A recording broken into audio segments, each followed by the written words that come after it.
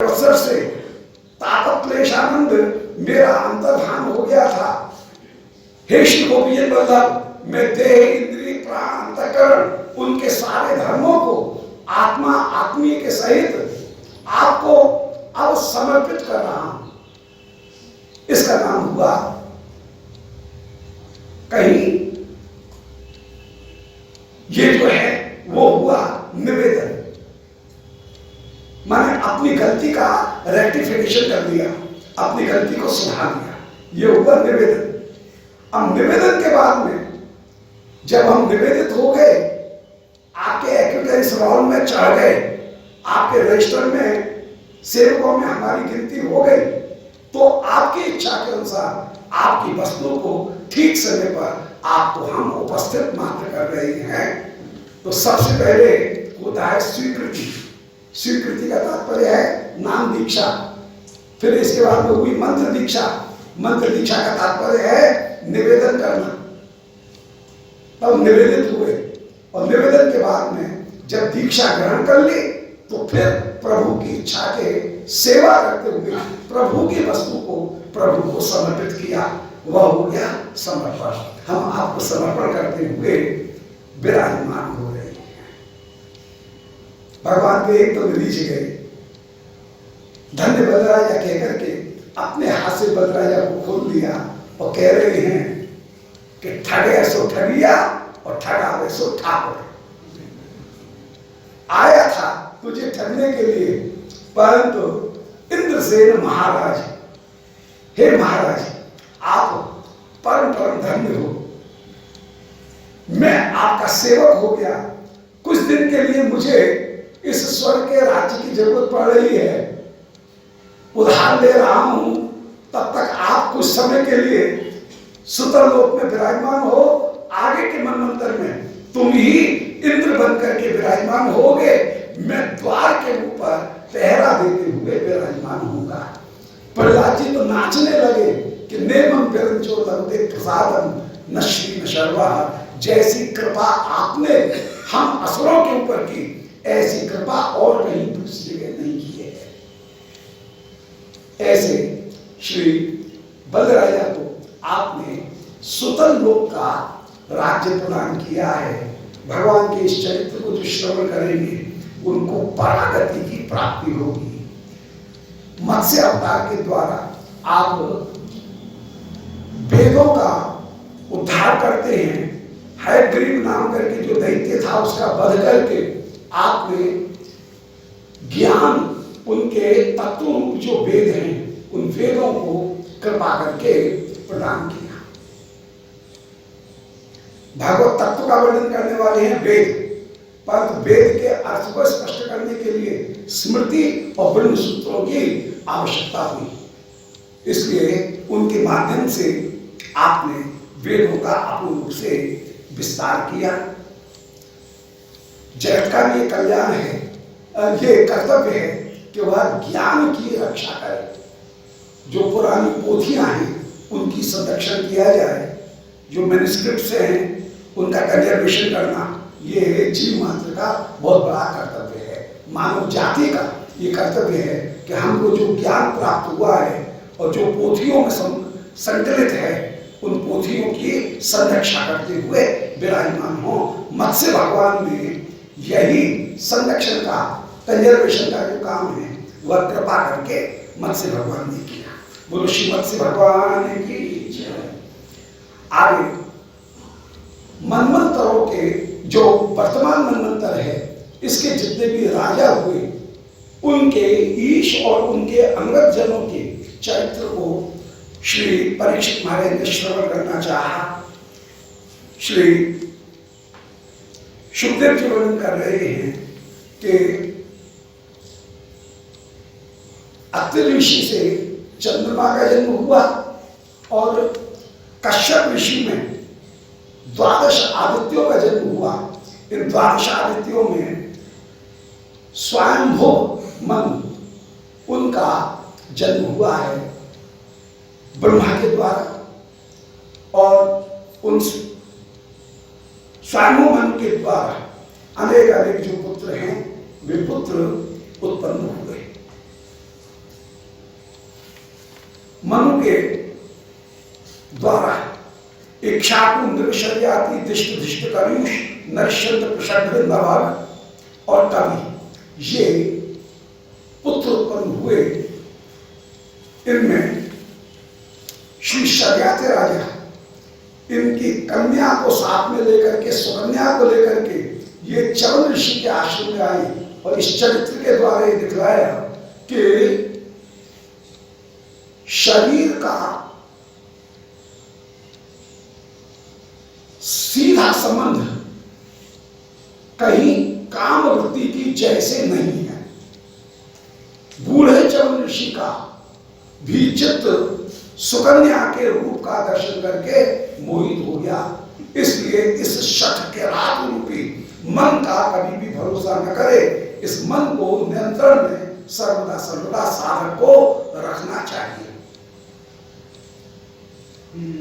सुकन्या जो है उनको ही उनके पातिव्रत्य के कारण जब चवन ऋषि को उन्होंने नया यौवन प्रदान करा दिया अश्विनी कुमार की कृपा के द्वारा, उन चवन ऋषि की कृपा से श्री शर्याते राजा उनके वंश में आगे उत्तान ही आनर्त और भूषण 3 पुत्र उत्पन्न हुए। इनमें आनर्त के रेवत राजा उत्पन्न हुए और रेवत के कुकुदमी आदि 100 पुत्र उत्पन्न हुए। एक दिन रेवत राजा अपनी नातनी रेवती को संग में लेकर के इतने प्रतापी थे कि ब्रह्मा जी के लोक में पहुंच गए।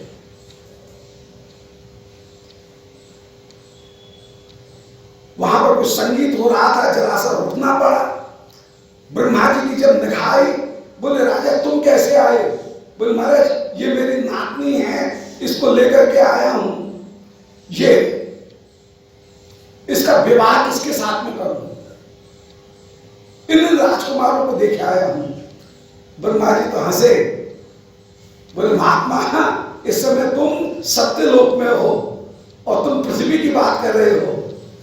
सत्यलोक का एक क्षण और पृथ्वी का एक वर्ष इतना बड़ा अंतर है। वहां पर तो युग के युग व्यतीत हो गए हैं। आगे जब जाओगे तो वहां पर श्री 28वें मनवंतर में वसुदेव जी के यहाँ पर बड़े भाई श्री बलदेव उनके साथ में अपनी पुत्री का विवाह कर देना। लौट करके आए, श्री बलदेव के साथ में रेवती जी का विवाह किया। बोलो रेवती मैया की जय। श्री रेवती जी हैं आदि सतयुग की और बलदाऊ जी हैं 28वें द्वापर के। इसलिए रेवती जी लंबी, बलदाऊ जी छोटे।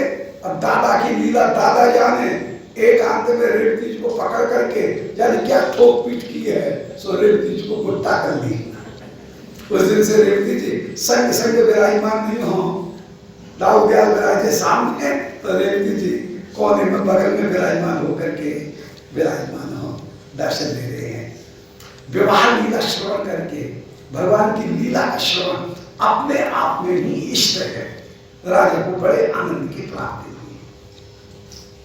नभग के नाभग पुत्र उत्पन्न हुए। इस चरित्र के द्वारा एक उपदेश दे रहे हैं कि कभी कभी गुरुजनों की सेवा करने पर ऊपर से देखने में ये जो लग रहा है कि इसे कुछ नहीं मिल रहा है और उसे परम धन की प्राप्ति हो जाए।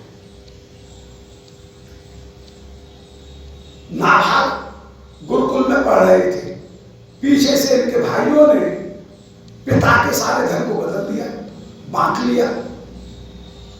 ये आए पिता से बोले कि मेरा भाग कहाँ है? बोले पिता की सेवा करो, हमने पिता को तुमको हिस्से में दिया। नभग को बड़ा दुख हुआ कि मैं बूढ़ा कुछ कमा करके दे नहीं सकता हूं और इन्होंने वृत्ति के रूप में मुझे दिया। इस बात को छोटे भाई को ये उचित नहीं किया, परंतु कोई न कोई वृत्ति का साधन मैं करूंगा। सो उन्होंने कोई मंत्र बता दिया। एक सूक्त विश्वदेवाओं का श्राद्ध में, 6ठे दिन के श्राद्ध में वो सूक्त इन्होंने पढ़ लिया, उसके द्वारा ब्राह्मणों ने इनको सारा धन दे दिया। यज्ञ में जो कुछ भी बचा हुआ था भाग से शेष वो दे दिया। भगवान शिव बोले भाई दक्ष प्रजापति के यज्ञ में ये तो मेरे लिए निर्धारित हुआ है, वो तुम्हारा है तो तुम ले जाओ।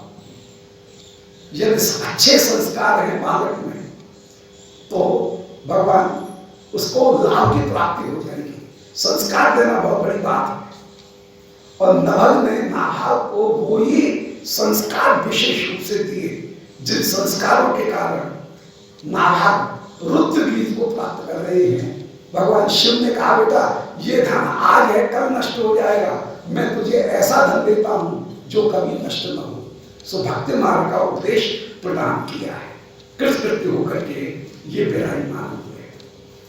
इन्हीं नाभाग के वंश में अम्बरीश हुए। अम्बरीश ने विचार किया कि इस बार को जितनी भी एकादशी हैं वो ब्रज में जाकर के करेंगे,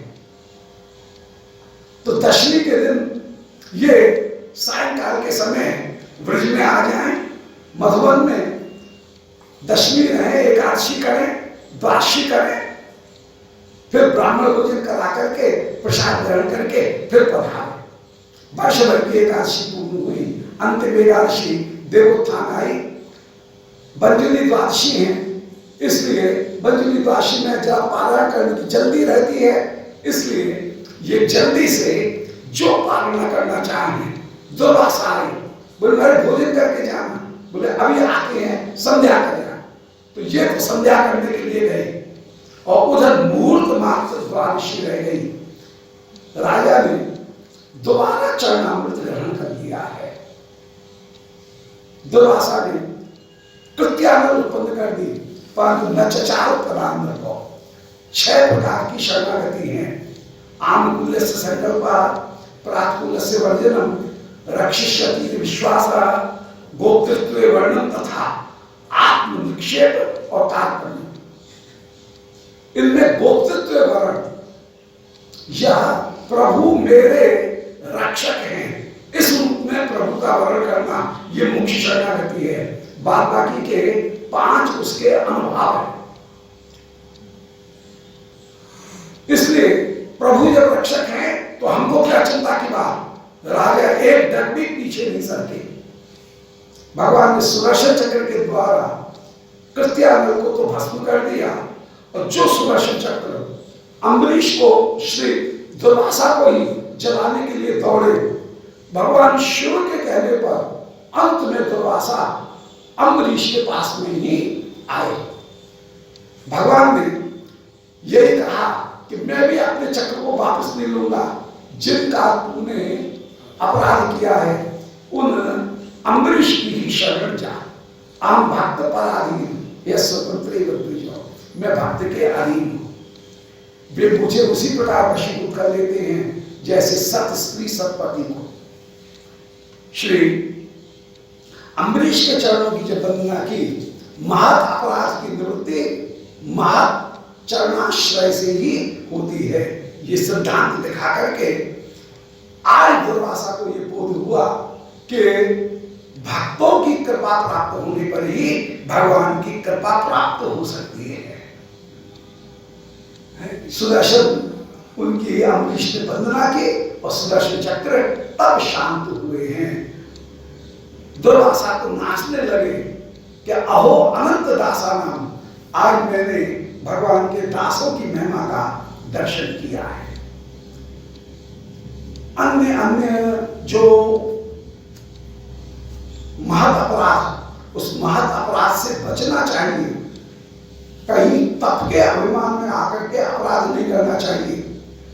सौभद्र ऋषि ने अपने तप के अभिमान में आकर के श्री गरुण जो नित्य भगवत पार्षद हैं और जो पक्षी लीला के अंतर्गत दुष्ट मत्स्य रूपी असुरों का भक्षण कर रहे हैं, उनको जब रोका, उस महत अपराध का ही यह परिणाम हुआ कि इनका सारा ब्रह्मचर्य तप समाप्त हो गया और 50 कन्याओं के साथ में स्वयं अपनी इच्छा से इन्होंने वरण करके विवाह किया। इसे बताया कि महत अपराध होने पर भजन में अनेक अनेक बाधाएं आ जाएंगी, परंतु यदि विवेक धारण किया तो फिर उन बाधाओं को भी व्यक्ति दूर कर लेता है। बाद में सभी पत्नियों को साथ में लेकर के सौवर ऋषि भगवत धाम को पधारे। इसी वर्ष में मानधाता हरिश्चंद्र हुए हैं। इन्हीं के 11 पीढ़ी आगे जाकर के, हरिश्चंद्र से पीछे जाकर के सगर नाम करके राजा उत्पन्न हुए। 11वीं पीढ़ी में तो भगीरथ उत्पन्न हुए, उसके पहले 3 पीढ़ी पहले सगर उत्पन्न हुए। सगर राजा ने कभी यज्ञ किया, इनके यज्ञ के घोड़े को कपिल देव जी के आश्रम में इंद्र ने बांध दिया है। सगर राजा के 60,000 पुत्रों ने महत अपराध किया। देखिए सारे अपराध के प्रसंग हैं। बड़े लोग कहते थे कि भजन भले थोड़ा करें पर तो अपराध से डरे, तो फिर थोड़ा भजन भी दिव्य हो जाएगा। परंतु ज्यादा भजन किया और अपराध करते गए तो उधर रस्सी बटी जा रही है, उधर बच्चियां खाती जा रही है। चौबे जी के हाथ में उतनी रस्सी की रस्सी रह गई तो सारी बच्चियां खा गई जितना उन्होंने बटा था, तो वही वाली बात हो जाएगी। इसलिए अपराध से जरूर बचना चाहिए। मानव अपराध, वैष्णव अपराध न हो। श्री गंगा जी पृथ्वी के ऊपर भगीरथ उस समय तप करके 4थी पीढ़ी में गंगा जी को लाए, तब जाकर के गंगा जल के स्पर्श मात्र से ही सगर राजा के सारे 60,000 पुत्र वे भगवत गति को प्राप्त हुए। बोलो गंगा महारानी की जय। गंगे गंगे योजना नाम शतैरपि मुच्यते सर्व पापेभ्यो विष्णु लोकम स गच्छति। इसी वंश में आगे जाकर के अश्मक उत्पन्न हुए हैं। उनके वंश में खट्वांग, उनके दीर्घबाहु, उनके रघु, उनके अज, उनके दशरथ उत्पन्न हुए। दशरथ के कौन उत्पन्न हुए? सुखदेव जी संकेत करते हुए बोले तस्यापि भगवान एषा, सामने दिख रहा है इसलिए ए शब्द का प्रयोग कर रहे हैं। राम लक्ष्मण भरत शत्रुघ्न इन रूपों में प्रकट हुए हैं, 4 रूपों में।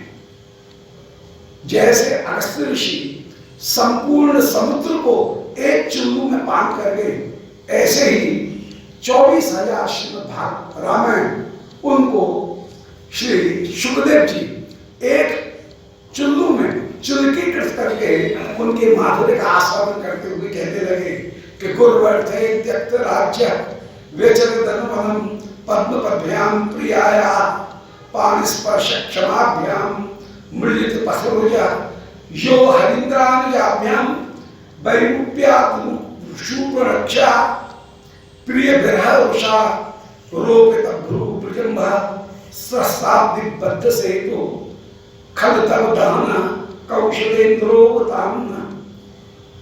वे दुर्वादर श्याम अवधकुल मंडल दशरथ राजकुमार कौशलेन्द्र श्री राघवेंद्र सरकार हम सब भक्तगणों की रक्षा करें, जिन्होंने गुरु के आदेश से, पिता के आदेश से राज्य का त्याग किया।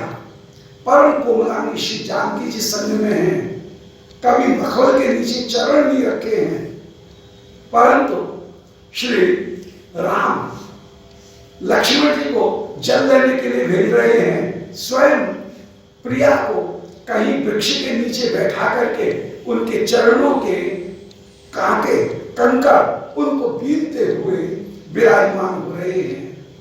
श्री जानकी जी चौंक रही हैं, इतने कोमल चरण हैं।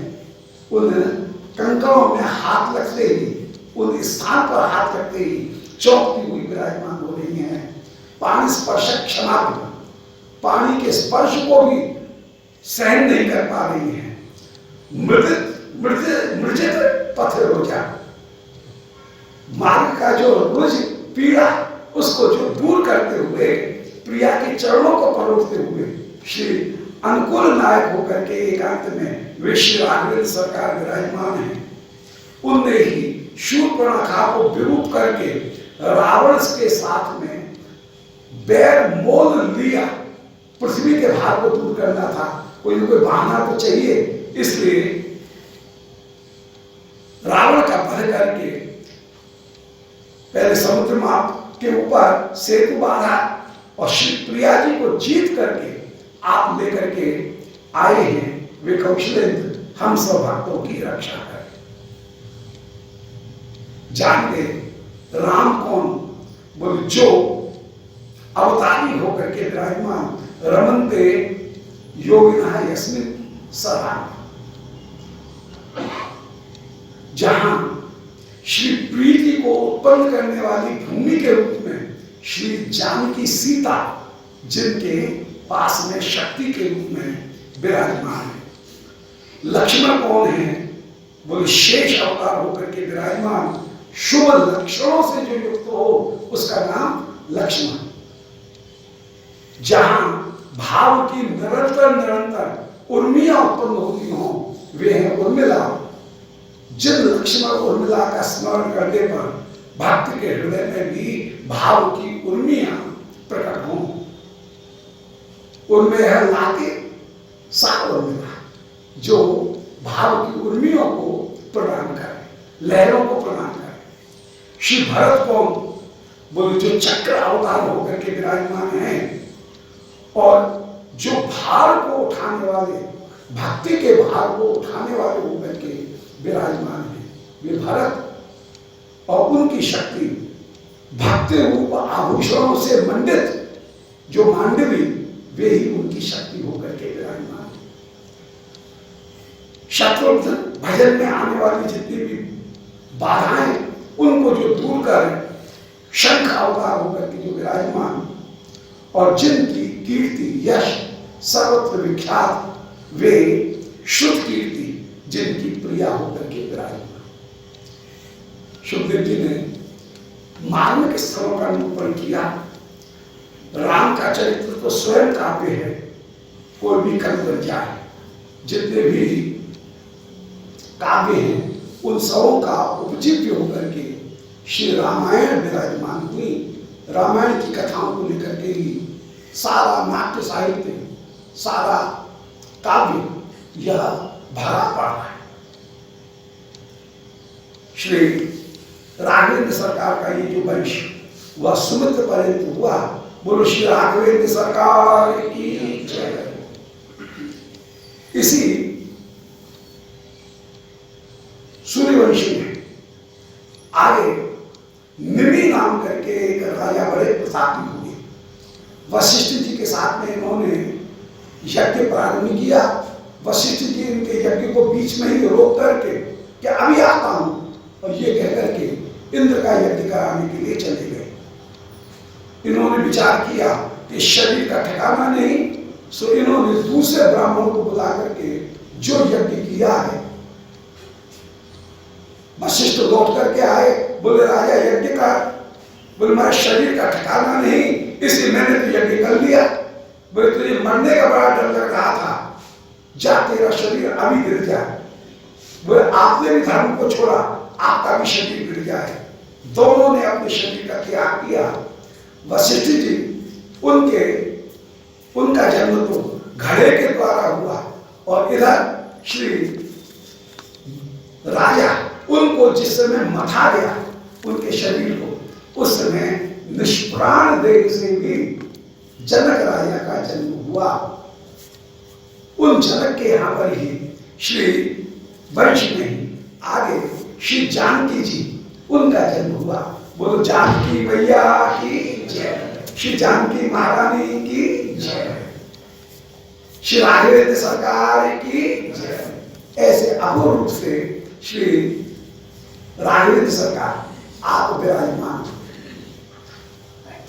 श्री मर्यादा का अपूर्व रूप से आप दर्शन कराने हुए विराजमान हुए। चंद्रमा उनके यहाँ पर बुध का जन्म हुआ है, और इन्हीं बुध से पुरूरवा राजा का जन्म हुआ। उनके उर्वशी के गर्भ से आयु शतायु सत्यायु रय विजय जय ये 6 पुत्र उत्पन्न हुए। इनमें विजय के वंश में गाधे राजा का जन्म हुआ। गाधे राजा की परम सुंदर जो कन्या उनको ऋचिक ऋषि के साथ में विवाही हैं और इनमें श्री जमदग्नि और जमदग्नि में भगवान परशुराम का जन्म हुआ। बोलो जामदग्नि परशुराम भगवान की, जिन्होंने क्षत्रियों को नष्ट किया।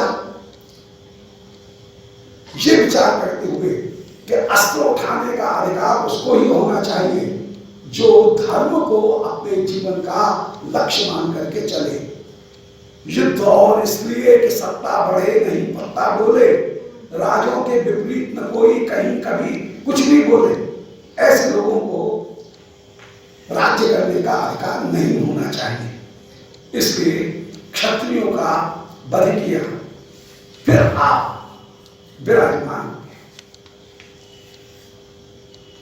पुरुरवा, इनके वंश में ही ययाति राजा उत्पन्न हुए हैं। ययाति के 2 पत्नी, एक देवयानी और एक शर्मिष्ठा। शर्मिष्ठा में पुरु का जन्म हुआ और इस पुरवंश में ही परीक्षित तुम्हारा जन्म हुआ है। मेरा भी जन्म इसी पुरवंश में उत्पन्न हुआ श्री वेदव्यास जी के द्वारा। देवयानी जो है उनमें यदु का जन्म हुआ है।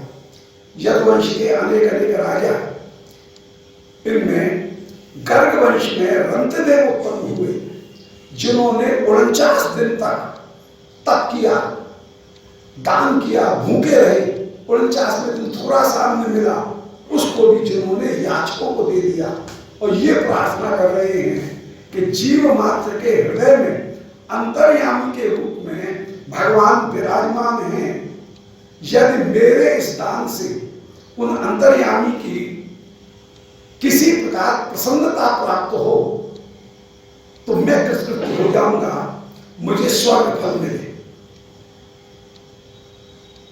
जीवों का कल्याण करना मैं चाहता हूं, मुझे मोक्ष भी नहीं चाहिए, मोक्ष का भी निषेध कर रहे हैं। ऐसा जिन्होंने प्रार्थना की कि नाकामे हम गति ईश्वरात् परम, मैं ईश्वर से परम गति भी नहीं चाहता हूं।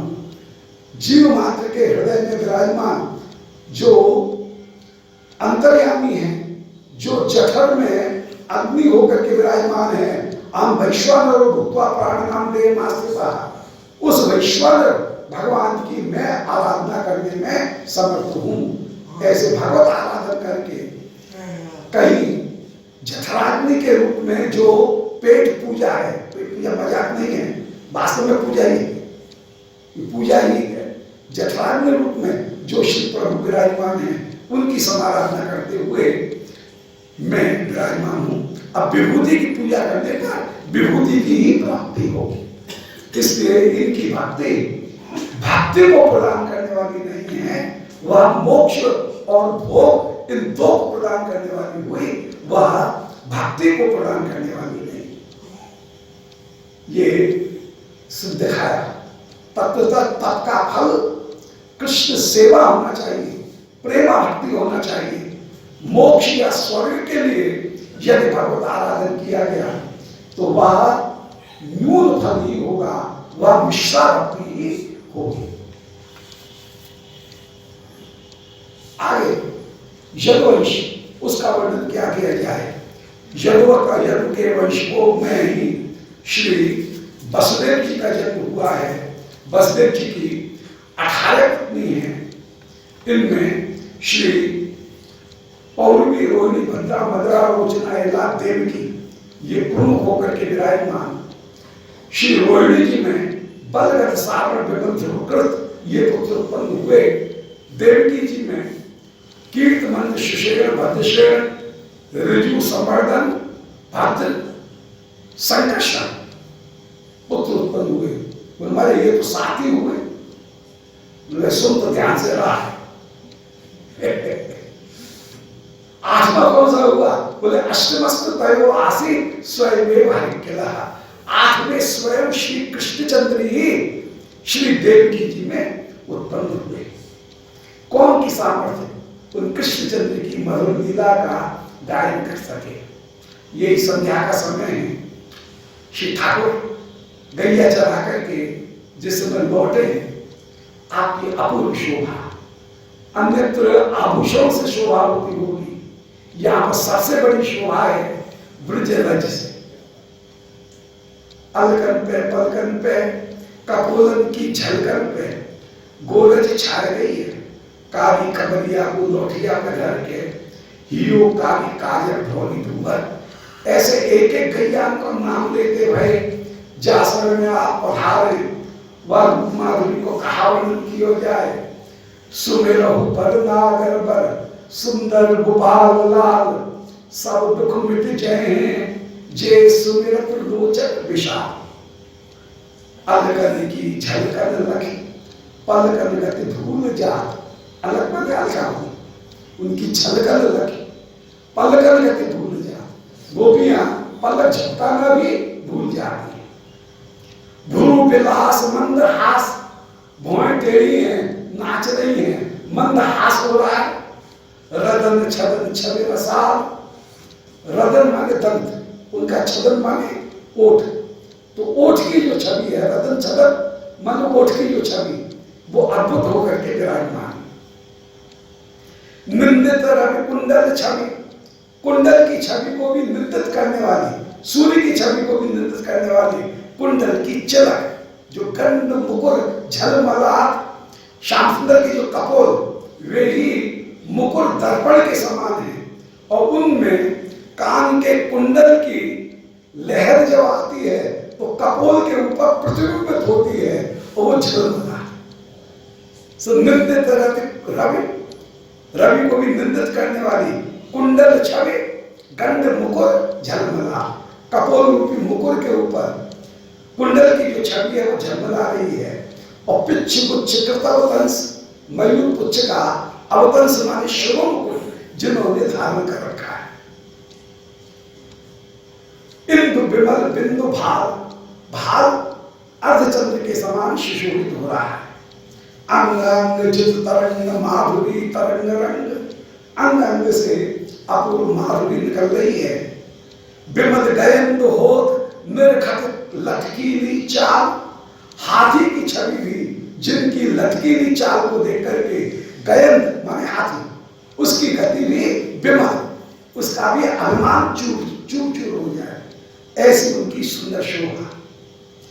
रतन रसन पीत बसन, पीतांबर धारण कर रखा है और उसके ऊपर सोने